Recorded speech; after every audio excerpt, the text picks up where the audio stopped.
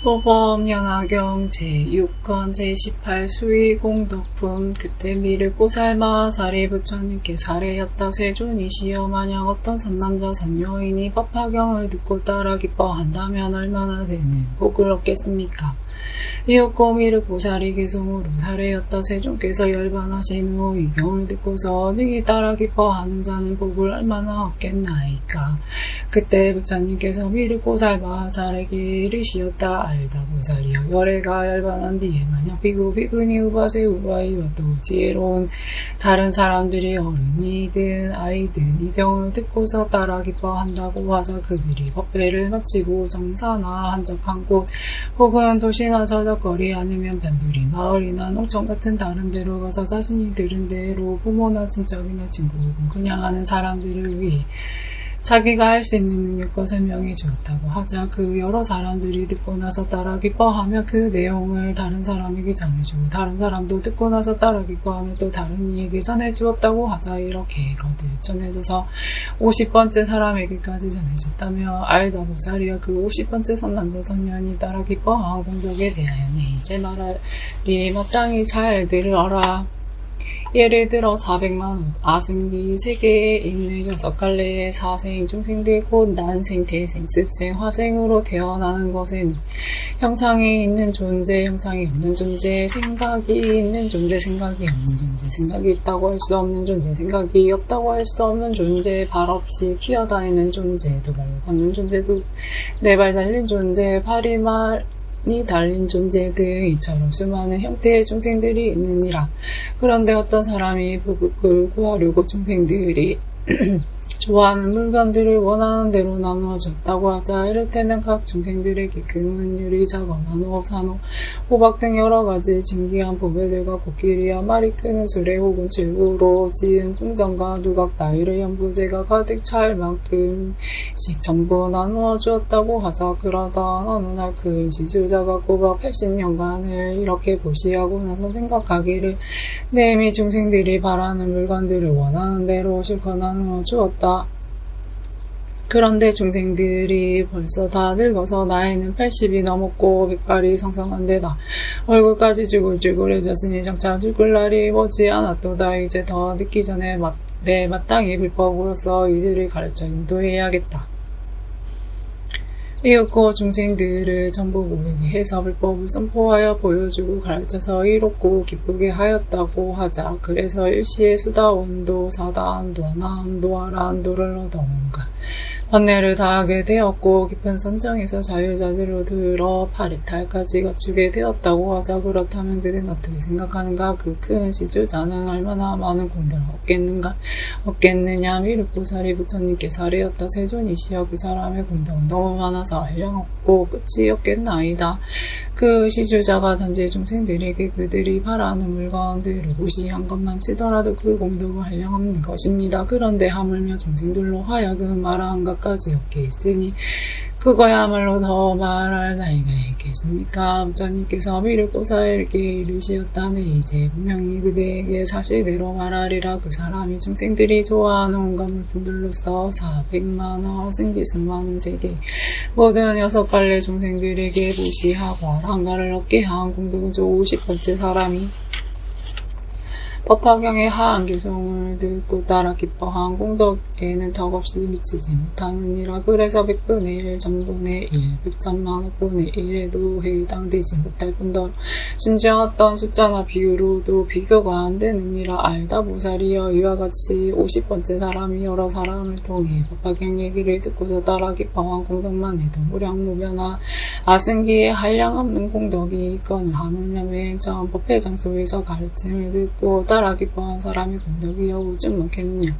그 사람의 복덕은 더욱 수승해서 무량무변한 아승기의 숫자로도 견딜 수 없느니라. 또 알다 보살이 어떤 사람이 법화경을 듣기 위해 정사로 가서 앉거나 선체로 잠시 동안만 법문을 들었다 하더라도 그 덕분에 다시 태어날 적에 훌륭한 코끼리와 말이 끄는 수레 혹은 진귀한 보배로 꾸민 가마를 타고 하늘 궁전에 오르리라도 어떤 사람이 법화경 강의하는 곳에서 앉아 듣고 있다가 다른 사람이 오니까 자기 자리를 나누어 같이 앉아 듣게 했다면 그 사람의 공덕으로 다음 세상에서 제석천왕이나 범석천왕 혹은 전륜선왕의 자리에 앉게 되리라. 알다 보살이여도 어떤 사람이 다른 이에게 말하기를 저기 법화경을 설한다는데 같이 가서 듣지 않을래요. 그 사람이 그 말을 듣고 따라가서 아주 잠깐만 듣더라도 처음에 검유한 사람 그 공덕으로 다음 세상에서 다란히 얻을 수승한 보살들과 더불어 한 곳에 태어나리라.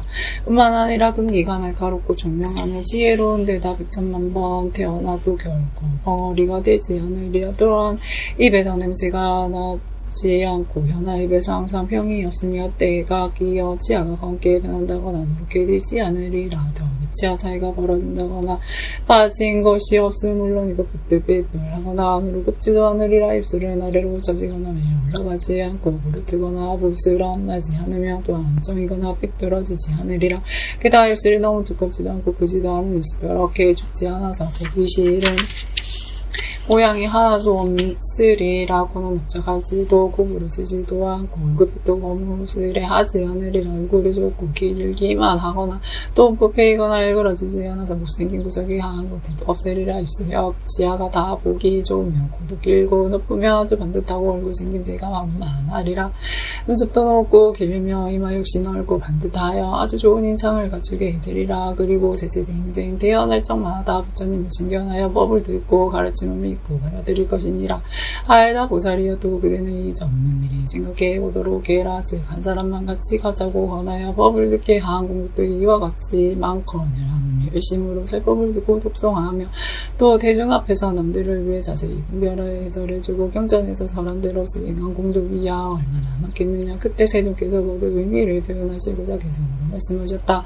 만약 누군가 법회에서 이 경전을 듣고 하다못해 한 기성만이라도 따라 기뻐하며 남에게 설하되 이 사람 저 사람 이렇게 차례로 전해줘서 50번째로 듣고 기뻐한 사람의 경우 그 사람이 얻은 복덕에 대해 이제 마땅히 분별을 말하리라. 만일 어떤 큰 시주자가 한량없이 많은 중생들에게 80년 동안이나 물자를 공급하여 중생들이 소망하는 대로 다 베풀어주다가 중생들이 늙고 백발이 되었고 주름진데 나이도 빠지고 몸도 바싹 여인 것을 보고는 머지않아 죽게 될 것이고 자만해서 내 이제 저들을 교화하여 불법을 도가롭게 하리라. 그래서 곧 그들을 위해 방편으로 열반의 진실을 설하되 세상 모든 것을 경고한 것이 없어서 물법분 같고 타다가 꺼지는 불꽃 같나니 너희들은 응당히 모두 빨리 세상을 벗어나려고 생각해야 하느니라.